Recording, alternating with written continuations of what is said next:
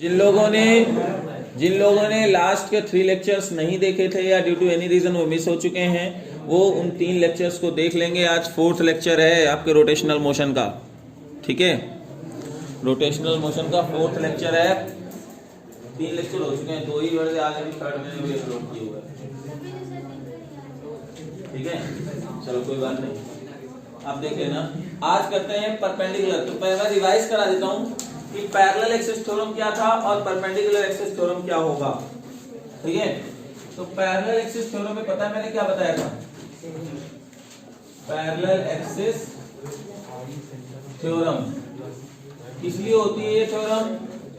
Sir सबको पता है कि एक्सिस चेंज तो moment of inertia change. Suppose कोई एक ऑब्जेक्ट है और उस ऑब्जेक्ट के सेंटर से और उसके परपेंडिकुलर कोई एक्सिस जा रही थी ICM, मतलब एक्सिस जा रही थी, उसके अलोंग मोमेंट ऑफ इनर्शिया इस ऑब्जेक्ट का कितना था? ICM था। सबको पता है ना एक्सिस चेंज तो मोमेंट ऑफ इनर्शिया चेंज, है ना। तो अगर सेंटर से कोई एक्सिस जा रही थी, उसके अलोंग इसका मोमेंट ऑफ इनर्शिया ICM है, और इसी के पैरेलल में एक एक्सिस है जिसमें हमको मोमेंट ऑफ इनर्शिया निकालना है, ठीक है ना। उस एक्सिस को हम लोग नाम AB दे देते हैं। कितने डिस्टेंस पे है सर? दोनों पैरेलली D डिस्टेंस पे है। तो इस एक्सिस के लॉन्ग मोमेंट ऑफ इनर्शिया कितना होगा? IAB is equal to ICM plus पूरी बॉडी का मास इनटू जो दोनों बीच की डिस्टेंस है उसका स्क्वायर। यहां से हम लोग निकाल सकते थे, है ना। ये थी हमारी पैरेलल एक्सिस थ्योरम। फिर से मैं बता देता हूं, इसको आप तब यूज कर सकते हैं जब आपकी एक्सिस कैसी हो, दोनों पैरेलल हो और आपको ICM पता हो। ICM बोले तो सेंटर से जाने वाले एक्सिस के अलोंग मोमेंट ऑफ इनर्शिया, ठीक है। अब आज हम लोग बात करते हैं परपेंडिकुलर एक्सिस थ्योरम की। परपेंडिकुलर एक्सिस थ्योरम, ठीक है ना। इसमें क्या होता है? इसमें सपोज कोई एक ऑब्जेक्ट है, ठीक है ना, और आपके पास 3 एक्सिस हैं और तीनों कैसी हैं? म्यूचुअली परपेंडिकुलर है। देखो भाई ये, ठीक, तीनों म्यूचुअली परपेंडिकुलर है। एग्जांपल में भी दे देंगे। तो अगर सपोज इस एक्सिस के अलोंग इस सिस्टम को रोटेट कराते हो तो मोमेंट ऑफ इनर्शिया IX है। क्या नहीं दिख रहा? नहीं दिख रहा? नहीं दिख रहा? दिख रहा है ना। ध्यान सुनना, इस ऑब्जेक्ट को अगर एक्स एक्सिस के अलोंग रोटेट करवाते हो, इस एक्सिस के अलोंग रोटेट कराओगे तो मोमेंट ऑफ इनर्शिया IX, इस एक्सिस के अलोंग रोटेट कराओगे तो IY, और इस एक्सिस के अलोंग रोटेट कराओगे तो IZ। तो ये दोनों एक्सिस अलोंग द प्लेन है और ये axis perpendicular to the plane है। तो ये थ्योरम कौन सी है? परपेंडिकुलर एक्सिस थ्योरम है। तो क्या कहती है ये थ्योरम कि जो एक्सिस परपेंडिकुलर होगी उसके अलोंग जो मोमेंट ऑफ इनर्शिया होगा वो दोनों एक्सिस के मोमेंट ऑफ इनर्शिया के सम के इक्वल होगा, वो दो एक्सिस जो अलोंग द प्लेन है। फिर से मैं बताता हूं कैसे, अब थोड़ा चीजों को समझाता हूं। जैसे आपके पास ये कोई सेगमेंट है, ठीक है, इससे कितनी एक्सिस गई sir? X axis, Y axis, Z axis, ठीक है ना। तो अगर मैं एक्स एक्सिस के अलोंग रोटेट कराता तो देखो ऐसे घूमती, तो ये क्या निकला? IX निकला। क्या निकला? अगर मैं इसको ऐसे घुमाता तो IY निकला। बोलो निकला नहीं निकला? लेकिन अगर मैं इसको लेकर के ऐसे घुमा दूंगा तो क्या हो जाएगा? कौन से एक्सिस के अलोंग? जेड एक्सिस के अलोंग रोटेट हो रहा है ना। जेड एक्सिस के लॉन्ग रोटेशन नहीं समझ में आया? कुछ बच्चे ऐसे पेन से लेकर के ऐसे घुमाते हैं ना, है ना। तो एक्सिस कौन सी है? ये ऊपर की तरफ, ऊपर की तरफ है ना। एक्सिस कौन सी है? जेड एक्सिस है, ठीक है ना। और एक्सिस अगर ऊपर है तो जेड एक्सिस है, और इधर वाली कौन सी एक्सिस थी? ये कौन सी एक्सिस थी? तो आप समझ में आया। तो जो जेड एक्सिस के लॉन्ग मोमेंट ऑफ इनर्शिया होगा वो बाकी जो एक्सिस जो प्लेन में ही अलोंग है लेकिन परपेंडिकुलर है उनके मोमेंट ऑफ इनर्शिया के सम के इक्वल होगा। तो बोलो लैंग्वेज अब बताओ कैसे लिखेंगे?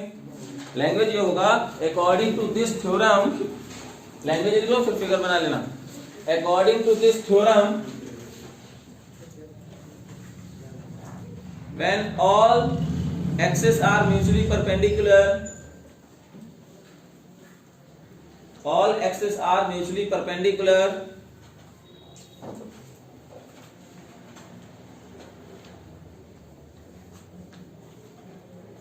then moment of inertia of the system, moment of inertia of the system, moment of inertia of the system about an axis perpendicular to the plane, about an axis perpendicular to the plane will be equal to the perpendicular to the plane. According to this theorem, if all axes are perpendicular to each other, then moment of inertia about an axis perpendicular to the plane will be equal to the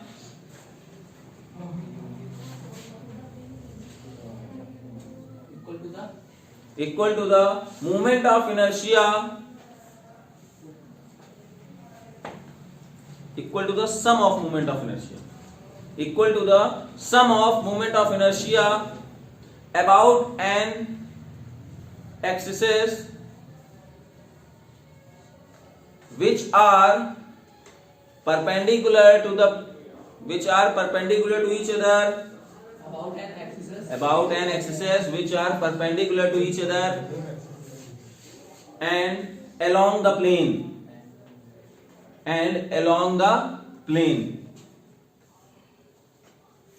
ठीक है। मैं फिर से एक बार बोल रहा हूं, according to this theorem, if all axes are mutually perpendicular, then moment of inertia about an axis perpendicular to the plane will be equal to the sum of the moment of inertia of the other two axes which are perpendicular to each other and along the plane. वो किस direction में है? Plane के ही direction में है वो axis, है ना। अब बात समझ में आ गई? एनी डाउट किसी को? बोलो यार, अगर ना आया हो तो फिर से मैं बताऊं। कितने लोग लगता है फिर से बताना चाहिए? आ गया ना सभी को? कितने लोग आया हाथ उठाओ।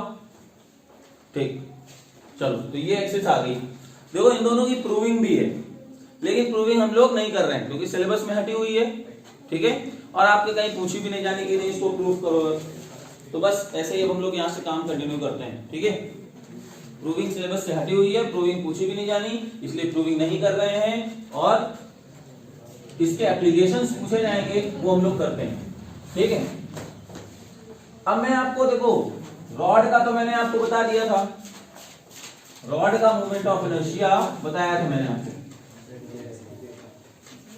अब जो हेडिंग डालो, moment of inertia of different lamina. हाँ, डायग्राम नहीं बनाया था, किसी ने नहीं बनाया था? अच्छा, लैंग्वेज भी नहीं लिखी थी, स्टेटमेंट लो। डायग्राम नहीं बनाया था तो लो बना लो।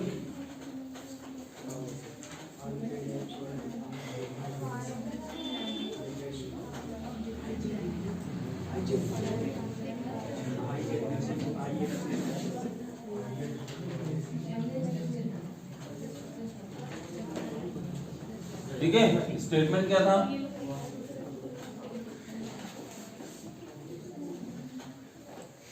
ठीक, आ गया समझ में?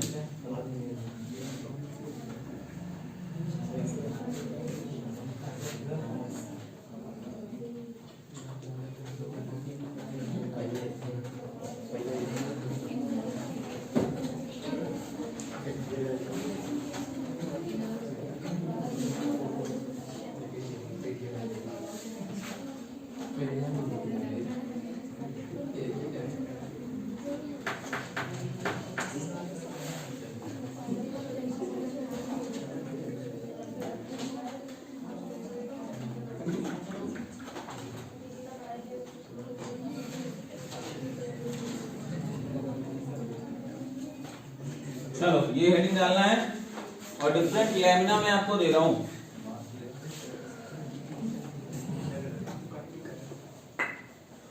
आवाज नहीं।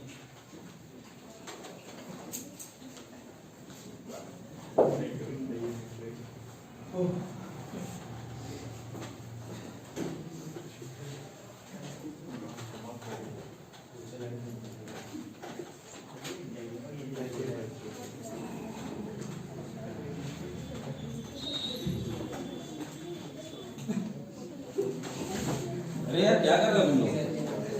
बैठ नहीं पा रहे हो क्या?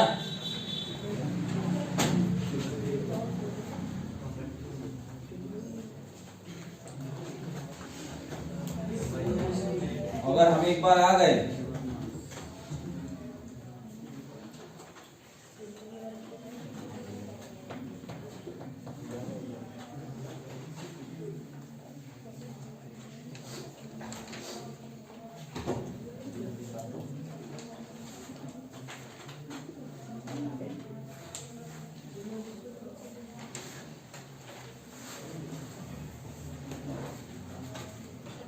ठीक है, तो रॉड मतलब ये देखो,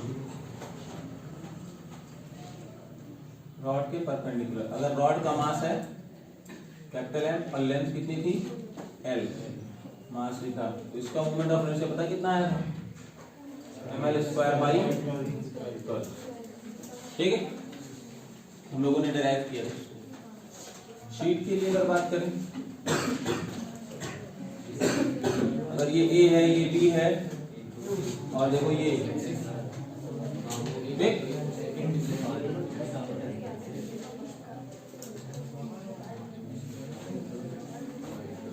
रेक्टेंगुलर शीट, ठीक है, रिंग, रिंग की रेडियस आर और मास एम, ऐसे रिंग बनाते हैं।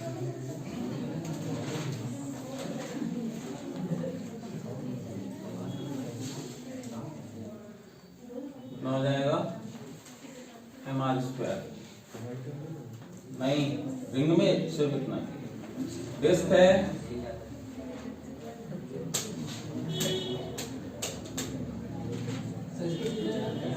हाँ है तो प्रूविंग भी,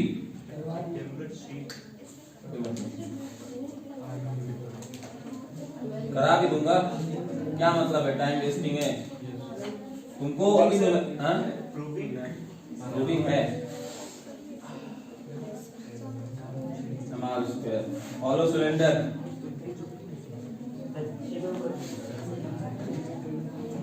अभी याद करने का तरीका भी बता दूंगा ना, क्या परेशान हो, बात मत करो।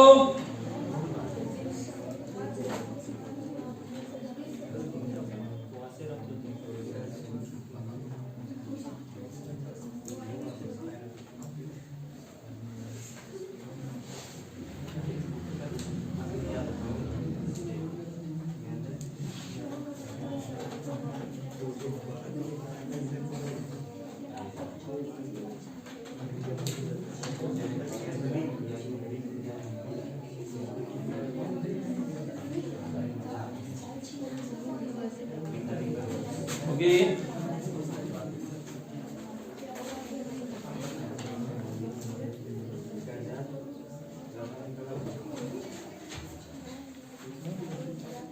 देखो ये जितने भी प्रूविंग हैं ये सब कैसे हैं, कंटिन्यूअस ऑब्जेक्ट्स हैं, तो जो भी हम लोगों का मोमेंट ऑफ इनर्शिया फॉर्मूला होता है ना, I = इंटीग्रेशन x² dm, उसी से ही होता है, ठीक है ना,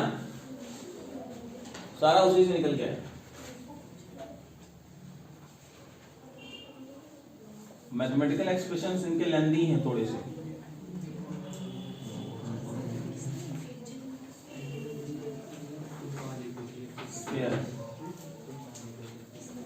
हॉलो स्फीयर तो होता है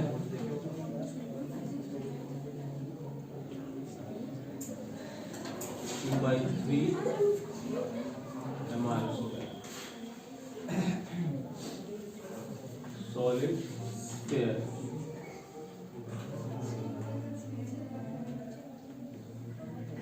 रेडियस आर, मास एम।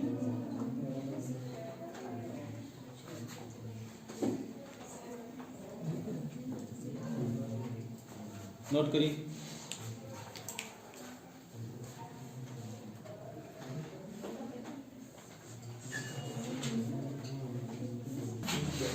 इनका ये कहना है कि ये मोमेंट ऑफ इनर्शिया डिफरेंट क्यों है हॉलो और सॉलिड का, जबकि मास सेम है, रेडियस सेम है। अगर मैंने देख लो भाई, देख लो 10-10 किलो के अगर मैंने 2 डंबल ले लिए, ठीक है, तो उनको अगर मैं ऐसे लेके घूमूंगा और मतलब रोटेट किया तो वो आसान है, किसी को भी रोकना आसान है मेरे लिए, है ना। और मैं जब वो उस मूवमेंट और उसको ऐसे कर दूंगा ना डंबल्स को, तो आर बढ़ गया कि नहीं बढ़ गया, एक्सिस के अलोंग आर बढ़ गया, मूवमेंट ऑफ इनर्शिया क्या हो जाएगा, बढ़ जाएगा। बात समझ में आ रही है, बढ़ जाएगा ना। Movement of inertia depends on mass and mass distribution. Radius में भी करता है और एक्सिस में भी करता है। चार चीजें बताई मैंने तुमको किस पे।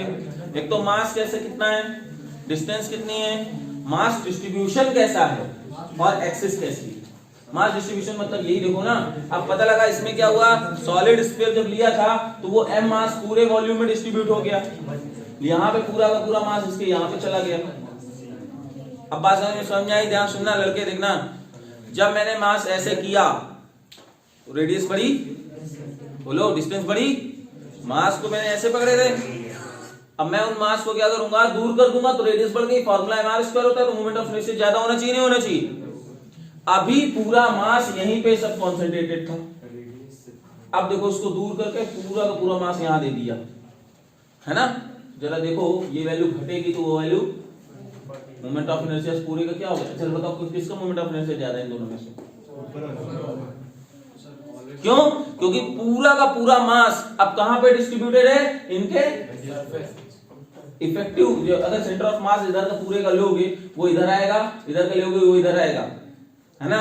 और दोनों देखो अलग अलग आ रहे हैं और दूरी है, कुछ ना कुछ सेंटर लाइन से दूरी है, यहाँ का सेंटर ऑफ मास लोगे यहीं पे आ जाएगा एक्सिस में ही।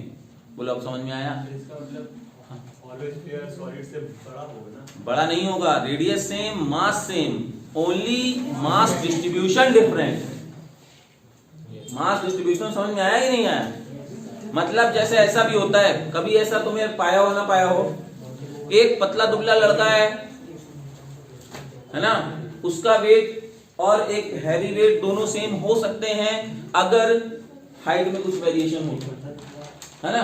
तो भाई अब क्या हुआ, मास दोनों का सेम है, लेकिन प्रॉब्लम ये है कि जो पतला दुबला है उसका पूरा का पूरा मास उसकी हड्डियों में कॉन्सेंट्रेटेड है, और जो मोटा है उसका मास थोड़ा सा एक्सिस से दूर है, एक्सिस से दूर है, तो मूवमेंट ऑफ इनर्शिया दोनों का डिफरेंट होगा। अब समझ में आ गई नहीं आई बात, समझ अभी भी नहीं आ रही। अबे यार चलो देखो ये बात समझो, देखो इधर ये बात समझो, मूवमेंट ऑफ इनर्शिया का फार्मूला क्या होता है। मैंने आपको पहले दिन बताया था, moment of inertia depends on two factors, है ना। कौन कौन से फैक्टर्स में, और ये आर क्या था, आर क्या था, किसी पॉइंट का उसके एक्सिस ऑफ डिस्टेंस से मतलब डिस्टेंस एक्सिस से उस पॉइंट की डिस्टेंस, अगर ये डिस्टेंस यहां हो जाती तो मोमेंट ऑफ इनर्शिया घटता बढ़ता, यहां हो जाता है ना, घट जाता ना। जरा बताओ इस पूरे ऑब्जेक्ट का मास जो सेंटीमीटर डिस्ट्रीब्यूटेड है वो यहां आ जाएगा कि नहीं आ जाएगा, आ गया लगभग, तो घटा कि नहीं घटा। और इनका जो इधर का पूरा मास है, क्योंकि जितना यहाँ का मास अगर 5 किलो है तो 5 किलो इसकी केवल सरफेस बनी गई, अंदर हॉलो है, ठीक है। तो जब हॉलो है तो 5 किलो में इसका यहाँ मीन आ गया कि नहीं आ गया, बोलो आया, अभी भी नहीं समझे। तो मीन का कुछ ना कुछ डिस्टेंस आया कि नहीं आया, मोमेंट ऑफ इनर्शिया ज्यादा होना चाहिए नहीं होना चाहिए। अब बात समझ में आ गई, किसी को डाउट है तो ये जल्दी से नोट कर लो पहले, क्योंकि ये नोट कर लो और मैं ट्रिक बताता हूं कैसे याद करेंगे, बहुत आसान होता है।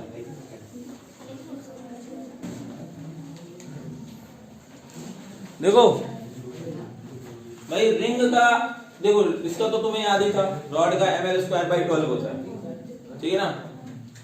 अब ये हमारे लिए है रेक्टेंगुलर प्लेट जिसका मास m है, तो बेटा अगर इसका आधा निकालोगे ml²/12 वो आएगा, बोलो इसका अगर देखो कितना आया था, ml²/12 आया था ना।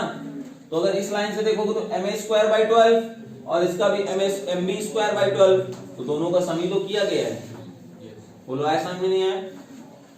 रिंग का mr² होता है, रिंग का mr² होगा, डिस्क का हाफ कर देना है, ठीक है ना। और जो रिंग का होगा, जरा सोचो हॉलो सिलेंडर कैसे बनेगा, रिंग ला करके रिंग पे रिंग रिंग पे रिंग रिंग पे रिंग रख देना तो क्या होगा, हॉलो सिलेंडर बन गया। नहीं समझी?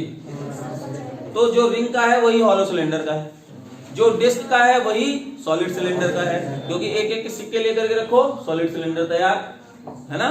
तो इसलिए ये तो कोई दिक्कत नहीं बात, ठीक है। और सॉलिड का बस याद करो 2/5 mr², बहुत पूछा जाता है।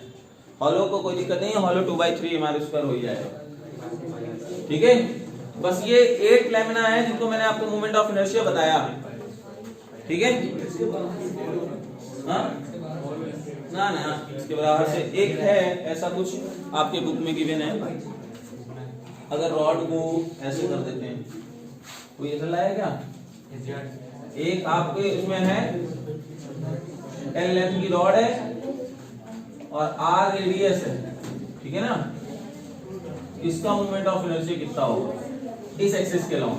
तो यार ये एग्जैक्ट मुझे याद नहीं है, तो इसको आप लोग देख लीजिए। हाँ, सिलेंडर है लेकिन सिलेंडर में इस एक्सिस के अलाउंग नहीं है। देखो ये सेंटर ऑफ मास वर्टिकल है, तो कोई भी अगर मतलब लैमिना एक्सिस चेंज कर दे। हाँ, और आप देखना जादू इतना बढ़िया दिखाता हूँ तुमको, अभी देखना मजा आएगी अब क्वेश्चन में, ठीक है ना। ध्यान सुनना, एक्सिस चेंज तो मोमेंट ऑफ इनर्शिया चेंज ये तो सबको पता है। क्यों मैंने इन सब चीज को रटाया? क्योंकि आईसीएम मेन है। आईसीएम अगर आता होगा ना तो आप बाकी एक्सिस के अलाउंग निकाल लेंगे। बस समझ में आ रही है? इसको बुक से जरूर देख लेना, कितना है लैंग्वेज याद नहीं एग्जैक्ट, ठीक है। ये हॉलो है। अब जरा ध्यान सुनना, मेरी बात सुनो ये लड़की। अब हेडिंग डालिए movement of inertia of the ring about different axes. Movement of inertia of the ring about different axes. Movement of inertia of the ring about different axes.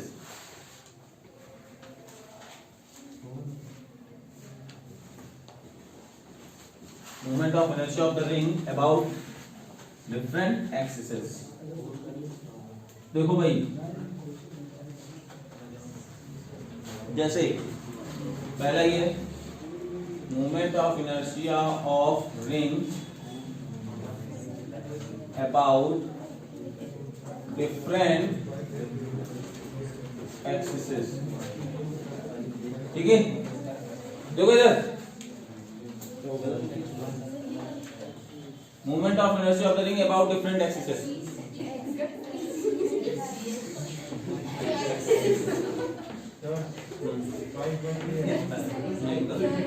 अभी भी गलत है, क्यों? यहाँ से एक्सेस बस, अरे बहुत कमजोर है भाई। चलो अब सुनो, देखो इधर।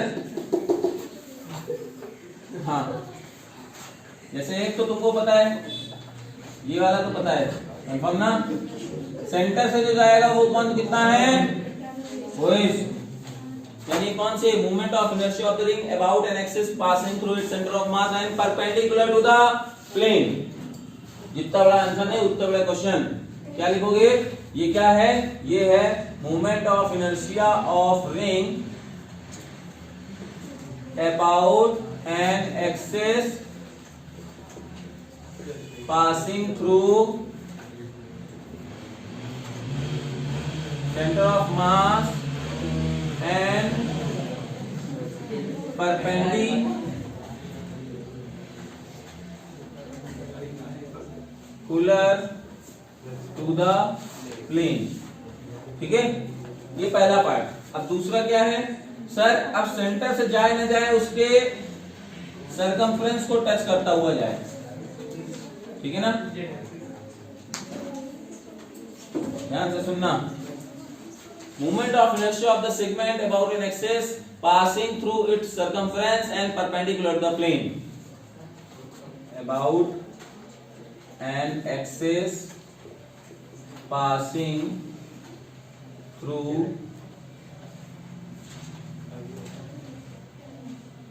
circumference and perpendicular to the plane। तो इसका जानते हो कितना होगा? ध्यान सुनिए, आपको ये वाला तो पता था, बोलो बेटा। ICM आपको पता है ना, ये निकालना है। तो बस IAB is equal to ICM plus mass of the ring, और दोनों के बीच की डिस्टेंस कितनी हो जाएगी, यानी ये तो ऐसे आ गया, कितना हो जाएगा, बोलो समझ में नहीं आया? आया नहीं आया? कितने लोगों नहीं आया? तुम्हें नहीं आया? जरा ये तो अभी पैरेलल एक्सिस थ्योरम पढ़ा था ना, क्या होता था? ICM plus mass of the lamina into R, जो उनके बीच की डिस्टेंस उसका स्क्वायर। जैसे सपोज ये डिस्क होते, रिंग होता, ठीक है ना, तो सेंटर से जो जा रहा है, सुनो, सेंटर से जो जा रहा है वो तो mr स्क्वायर हो गया, और यहां से जाने वाले को निकालना था, तो सेंटर वाले का ICM पता है, मास कितना है m, और दोनों के बीच की डिस्टेंस भी कितनी हो गई यार, तो यानी mr square plus mr square, तो 2mr स्क्वायर। अभी भी नहीं समझे? समझ गए भाई आपको इसके लॉन्ग पता है कि नहीं पता है? इसके लॉन्ग पता है, तो ये ICM रख दिया। डिस्क का मास कितना है, m, और दोनों के बीच की डिस्टेंस कितनी हो जाएगी, अब आ गया। अब जैसे तुमसे कोई पूछता movement of inertia of the disc, sorry ring about an axis passing through centre of mass and along the plane. अब है movement of inertia of ring about an axis passing through center of mass and along the plane। along the plane का मतलब समझे? नहीं। अब जैसे ये रही तुम्हारी डिस्क, ये रही डिस्क, तो अब ऐसे एक्सिस नहीं जाना, अब ऐसे एक्सिस जाना है, ठीक है ना, along the plane का दे, along the plane, ये परपेंडिकुलर टू द प्लेन, ये along the plane। अब बात समझ में आई नहीं आई?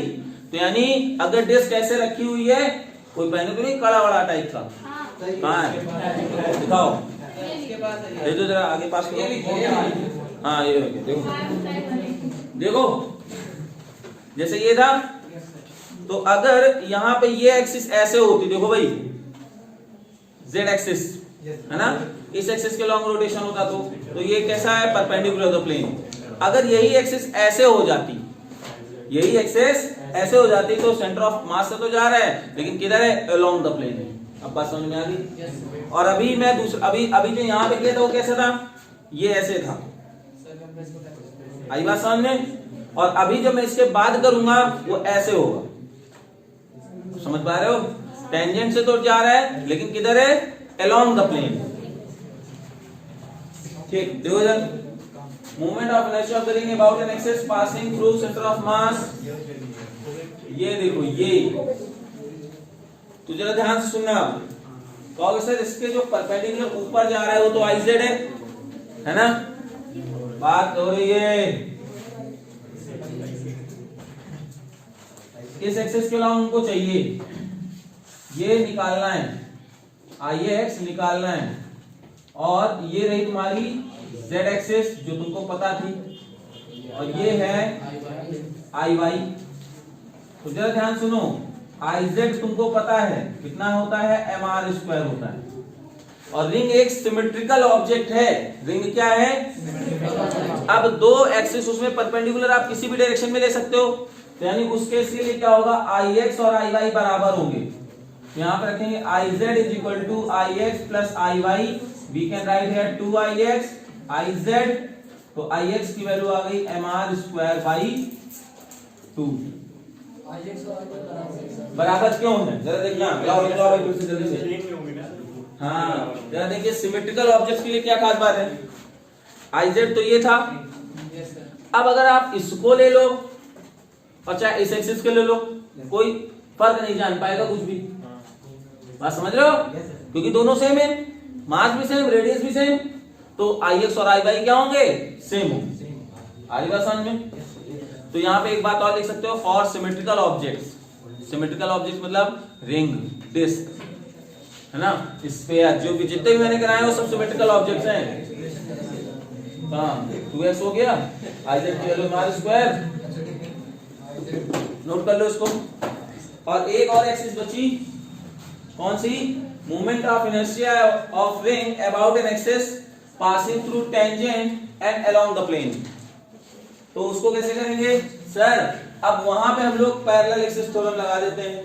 कैसे सर? देखिए ये सेंटर से जाने वाले को तो पता है, अभी आपने निकाला Ix तो निकाल लिया, ये है Ix डैश, ये निकालना है।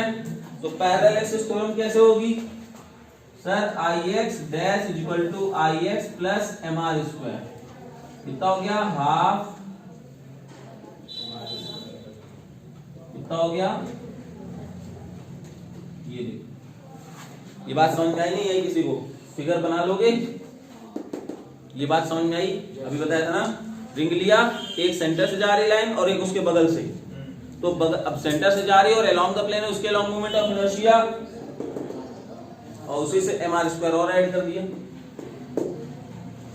नोट करो, क्योंकि देखो जिस बच्चे ने ये सीख लिया ना, अभी मोमेंट ऑफ इनर्शिया के इतने अच्छे क्वेश्चंस आते हैं, और आजकल का ट्रेंड है कि जेईई मेंस में भी इसके क्वेश्चन बहुत अच्छे आते हैं, आपके नीट में भी।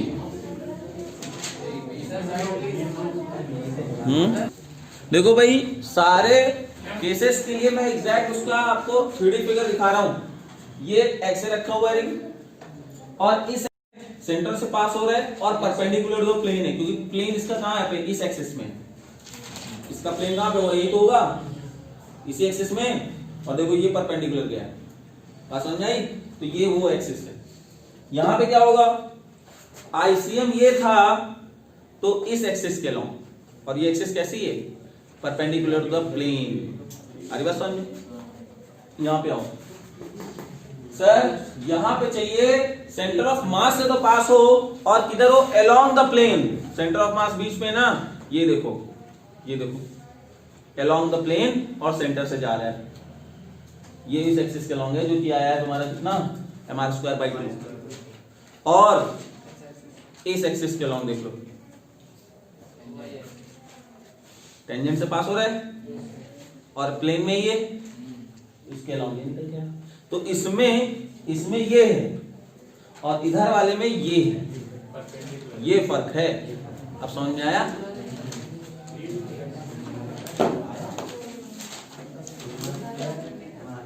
रिंग के लिए कर लिया? रिंग के लिए करो, रिंग के लिए। हाँ डिस्क के लिए तुरंत। डिस्क के लिए कैसे होगा? डिस्क सबको पता है सर, mr स्क्वायर बाई 2 होता है सेंटर से जाने में। तो यहां पे आया mr स्क्वायर बाई 2 और प्लस mr स्क्वायर, तो 3 by 2 mr square. Any doubt? ठीक, यहां पे ये mr स्क्वायर बाई 2 है, Iz mr स्क्वायर बाई 2 है, तो mr स्क्वायर बाई 4 आ जाएगा ना? और अगर यहाँ पे ये mr स्क्वायर बाई 4 है, तो ये 5। बोलो, सिंपल हो गया। हो डाउट? अब आपको क्या करना है?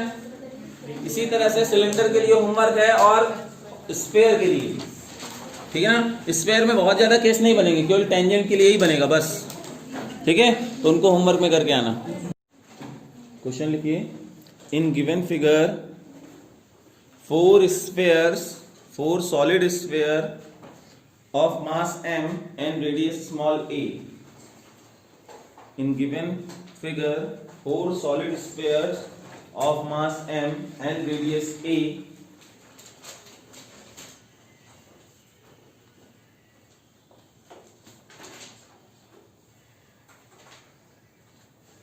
are placed at the vertices of the square of side B. Are placed at the vertices of the square of side B. Then what will be the moment of inertia of the system what will be the moment of inertia of the system about an axis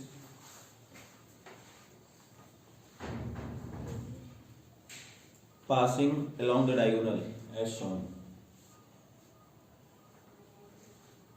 ठीक है ना, तो ये question अपने आप में बहुत अच्छा क्वेश्चन है, ठीक है। और आज आप लोग एक काम करना, मोमेंट ऑफ इनर्शिया के क्वेश्चन जो कॉम्पिटिटिव कॉर्नर्स में गिवन है एसएल में कॉम्पिटिटिव कॉर्नर्स में जो क्वेश्चंस गिवन है मोमेंट ऑफ इनर्शिया के, आज उनको जरूर ट्राई करना। सारे क्वेश्चन आप कर लेंगे, कोई भी नहीं बचेगा, ठीक है, ट्राई करना।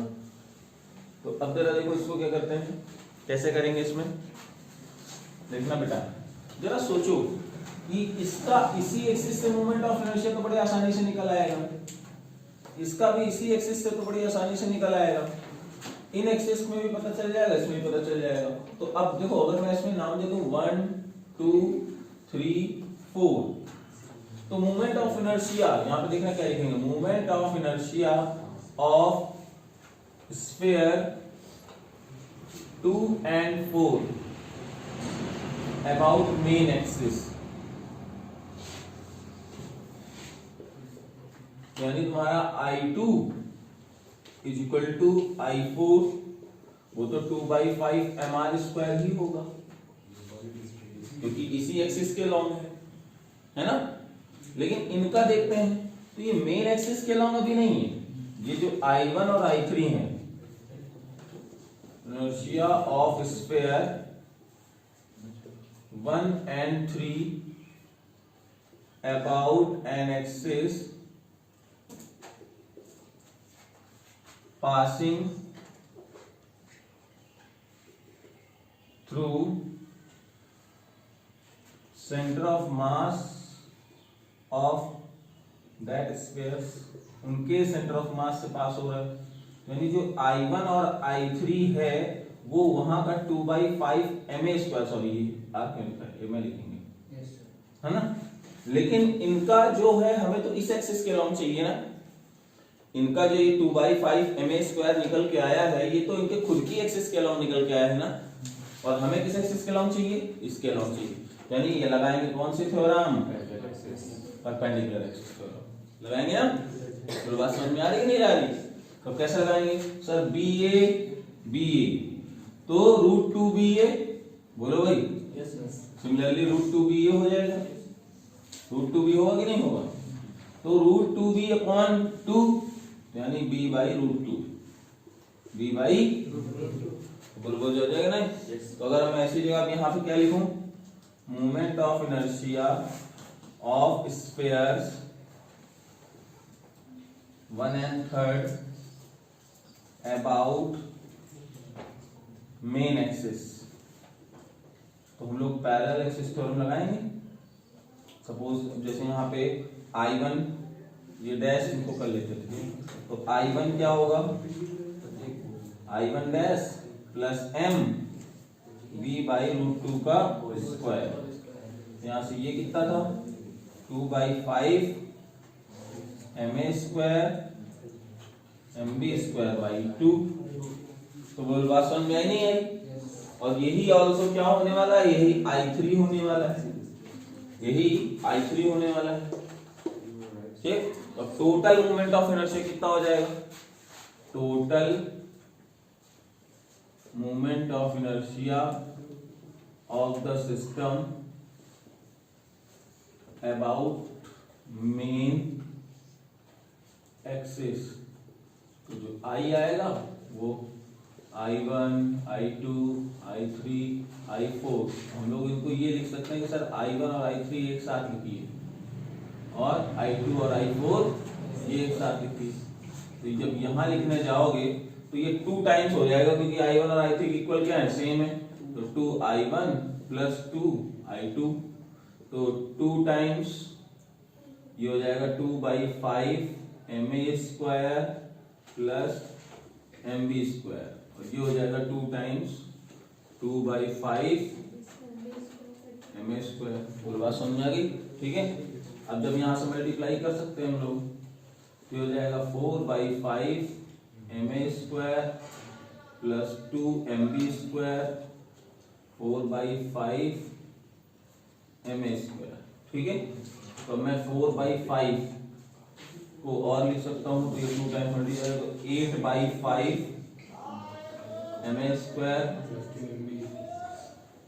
This is the answer. कोई डाउट है इसमें? फिर से बता दें एक बार सभी को, ठीक है ना। फिर से सुन लीजिए एक बार, कैसे करेंगे बेटा। आप जब इस एक्सिस के अलॉन्ग निकालते हो, सारा सिस्टम इसी एक्सिस के अलॉन्ग घूम रहा है, ठीक है ना, तो ये भी अपनी एक्सिस में भी घूमेंगे। और जैसे आपने ये देखा होगा ना कि सन के चारों तरफ मून और अर्थ दोनों रिवॉल्व होते हैं, तो जो सर्कुलर मोशन है वो तो हो ही रहा है, साथ में उनका खुद की एक्सिस में भी रोटेशन हो रहा है। तो वैसे ही यहाँ पे होगा, अगर ये फ्री टू मूव है सारे स्फीयर्स, और आप इस एक्सिस के अलॉन्ग इस सिस्टम को दन दन दन दन घुमाओगे, तो ये अपनी एक्सिस में भी घूमेंगे। तो जब ये अपनी एक्सिस में घूमेंगे, उसका तो 2/5 ma² होगा उसी एक्सिस के अलॉन्ग, ये देखो। लेकिन वही मोमेंट ऑफ इनर्शिया इस एक्सिस में कितना इफेक्ट करेगा, वो निकालने के लिए हम लोगों ने ये किया हुआ है पैरेलल एक्सिस थ्योरम से। आ गई बात समझ? यानी I1 और I3 यहां से आएगा, और I2 I4 तो उसी एक्सिस में है, तो वही निकल के आ गया। तो यानी सभी को ऐड कर दिया, आंसर आ गया। कोई डाउट है?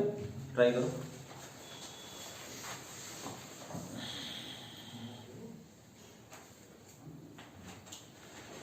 देखो भाई, नेक्स्ट क्वेश्चन क्या है। नेक्स्ट क्वेश्चन कुछ ये है। सपोज मैंने एक डिस्क ली थी, क्या ली थी, और डिस्क का मास था 9m। कितना था? डिस्क का मास था 9m, ठीक, 9m मास है इसका। और इसकी जो रेडियस थी वो 6r थी। कितनी थी? 6r। और मैंने क्या किया, मैंने यहां पे ये किया कि m मास के पार्टिकल को, m मास के पार्टिकल और जिसकी रेडियस थी r, उस डिस्क को मैंने रिमूव कर दिया। क्वेश्चन सुनना, क्वेश्चन क्या है? क्वेश्चन है कि a disc of mass 9m and radius 6r is shown, ठीक है ना। Now if we remove a small disk of mass small m and radius r, then what will be the net moment of inertia of the remaining part about axis O and perpendicular to the plane? अरे समझ में, ये मैंने कराया था। और जानते हो क्वेश्चन वहां पे कैसे आया था जेईई मेंस में? वहां पे आया था इस तरह के 4 सेगमेंट उन्होंने कट कर दिए थे, हाँ, और कहा था उसका मोमेंट ऑफ इनर्शिया कितना होगा। तो भाई अगर हम लोग यहाँ पे एक को माइनस कर सकते हैं, तो वैसे 4 को माइनस कर देते, है ना। तो जिन बच्चों के पास दिमाग रहा होगा वो कर सकते हो, जिनके पास दिमाग नहीं रहा होगा वो नहीं कर पाएंगे। तो अब इसको कैसे करेंगे, इस तरह से देखते हैं। क्वेश्चन समझ में आया? क्वेश्चन क्या लिखेंगे? क्वेश्चन है, consider a disk of mass 9m and radius 6r. Consider a disk of mass 9m and radius 6r.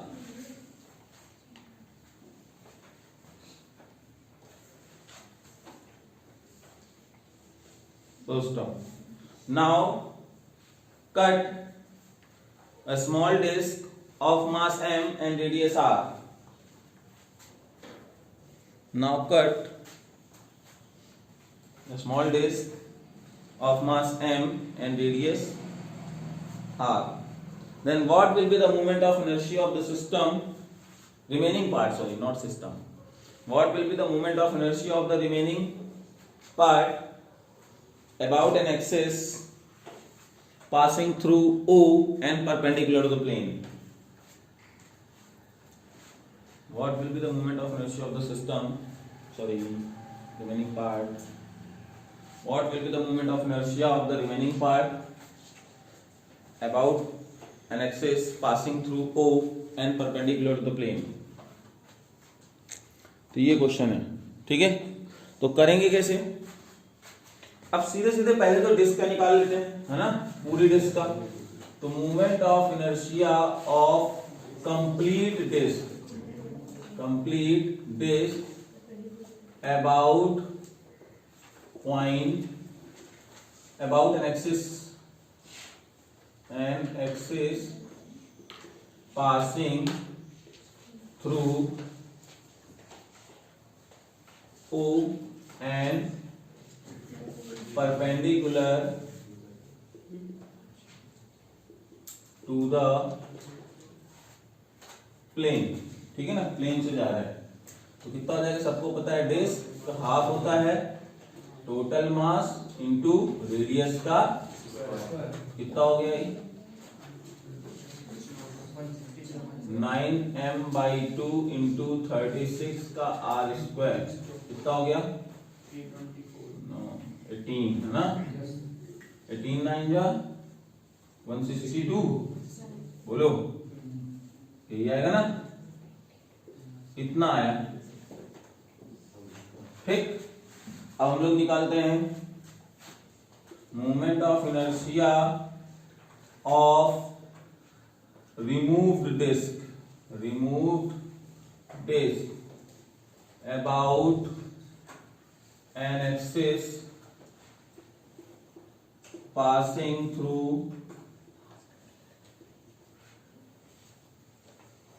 O dash and perpendicular to the plane। ठीक, तो सीधे सीधे इसका कितना हो जाएगा, इसका हो जाएगा हाफ mr स्क्वायर। तो आपको क्या लगता है क्या करना होगा, क्या करना होगा इसके आगे? जो बच्चे सबसे ज्यादा गलती करते हैं वो इसी से इसको माइनस करने की कोशिश करते हैं, लेकिन ऐसा नहीं करना है। आपको इस रिमूव्ड डिस्क का इस एक्सिस के अलॉन्ग अभी निकला है ना, अभी तो उस एक्सिस से हटा करके पहले इस एक्सिस से निकालना पड़ेगा, है ना। तो अभी क्या लिखेंगे यहाँ पे आगे,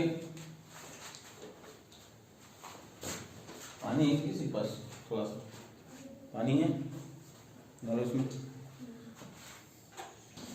तो अब यहाँ पे ये तो आया उसी O डैश के लॉन्ग। अब हमें लिखना है moment of inertia of removed disc about point O and perpendicular to the plane. यानी हम लोग लिख सकते हैं IO, यानी इसको हम I डैश लिख सकते हैं, जो I डैश आएगा I dash is equal to I plus MA square होता है ना फॉर्मूला, यानी तो है हाफ mr स्क्वायर प्लस और डिस्क का मास है m, रेडियस कितनी हो जाएगी, जरा यही तो गलती कर रहे हो तुम लोग। हाँ तो क्या ये डिस्टेंस ली जाएगी तो 5r स्क्वायर हो जाएगा, है ना, मतलब 5r का स्क्वायर बोलवा रहे हैं। यहाँ से half mr square 25 mr square 51 mr square by, बोलो आया नहीं आया, इसमें कोई डाउट हो तो बताओ। अब net moment of inertia, moment of inertia of remaining part about point O and perpendicular to the plane। I is equal to कितना हो जाएगा, सॉरी I नेट लिख लो, I माइनस I डैश 160, यानी काम करो, हाँ नहीं ऐसे लिखते हैं यहाँ पे जो है ना, ओए बात मत करो, इसको मैं ना 2 से डिवाइड नहीं करता हूँ क्योंकि उधर भी 2 है, तो अगर मैं 2 से डिवाइड नहीं करता हूँ तो ज्यादा बेटर है। तो कितना हो जाएगा यहाँ से 3 डिवाइडेड बाई 2, है ना, तो यहाँ से कितना हो जाएगा 324/2 mr²। भाई बात मत करो, अब यहां से सॉल्व करो, कितना हो रहा है, कितना करो, 24 इधर से गया, 26 उधर से जाना है, यानी 274/2 273/2 है ना, तो 273/2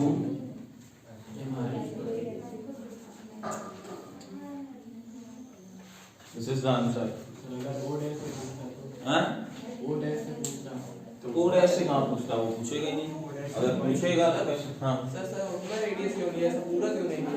क्योंकि दोनों एक्सिस के बीच की, ध्यान सुनो, पैरेलल एक्सिस थ्योरम क्या होता है, ये निकालना है, ये आपको पता था, दोनों के बीच की डिस्टेंस कितनी है, 5 बोलो, 5 इसीलिए तो 5 दिया गया।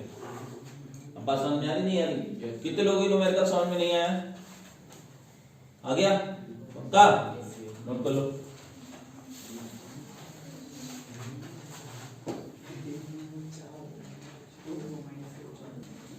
इसको इंपॉर्टेंट लगा लेना, ठीक है। Quarter section is cut, a quarter section is cut from a uniform circular disc, a quarter section is cut from a uniform circular disc of radius capital R, full stop. This sector has mass capital M. Full stop. It is made to rotate about a line perpendicular to the plane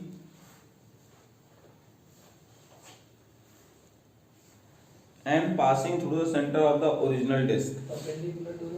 Perpendicular to the plane and passing through the center of the original disc.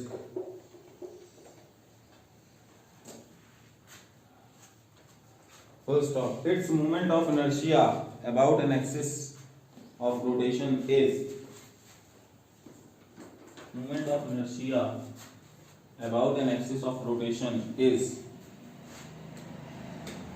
options given है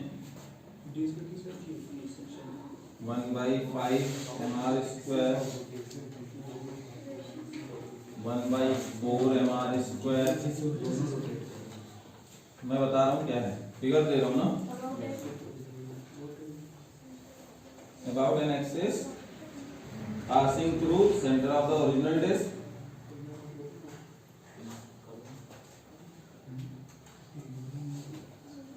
और figure एक बना हुआ है, ये figure दिया हुआ है,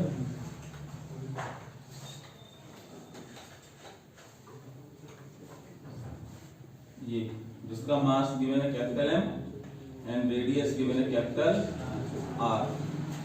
अब फिगर समझ में आया, फिगर आपके सामने है, ऑप्शंस आपके सामने हैं।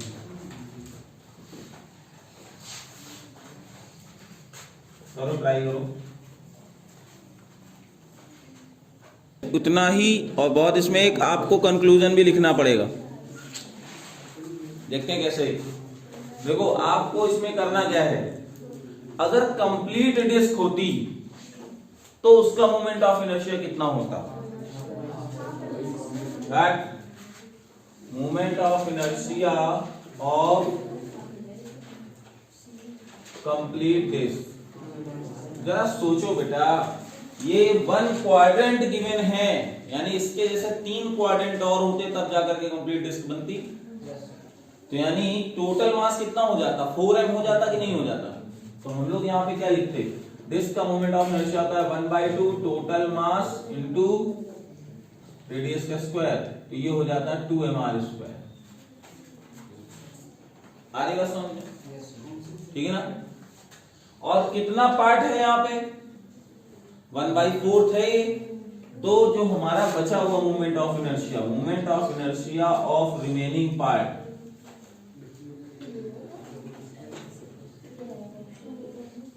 I dash is equal to I/4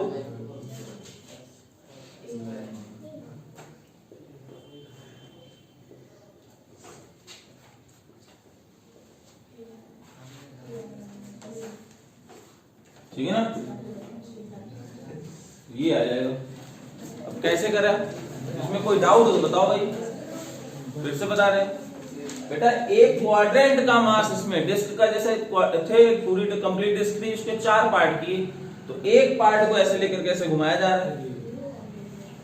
पूरा डिस्क अगर होता तो मोमेंट ऑफ इनर्शिया कितना होता, हाफ m² होता है, where m is the mass of total disc. तो अगर एक टुकड़ा, एक क्वाड्रेंट ये जो है m मास का है, तो चारों क्वाड्रेंट मिला कितने हो जाते हैं, 4m मास हो जाता है। ये 4m मास है। अब आ रही बात समझ में, क्योंकि ये इसीलिए तो ब्रैकेट लगाया मैंने। और ये क्या है, total mass of the disc क्या है, तो यहां से डिस्क का मोमेंट ऑफ इनर्शिया ये होता है ना।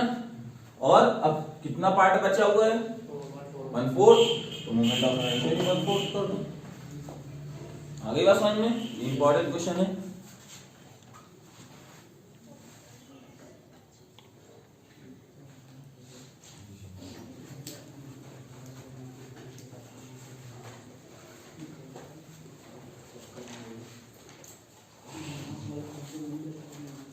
अगर यहाँ पे सेमी डिस्क दिया होता, केवल आधी डिस्क दिया होता, तो हम लोग यहाँ पे I/2 करते। 1/10 पार्ट दिया होता तो I/10 करते। आ रही बात समझ में ना, क्लियर है। तो इस तरह से देखो भाई, ये मोमेंट ऑफ इनर्शिया के क्वेश्चंस तो हो गए।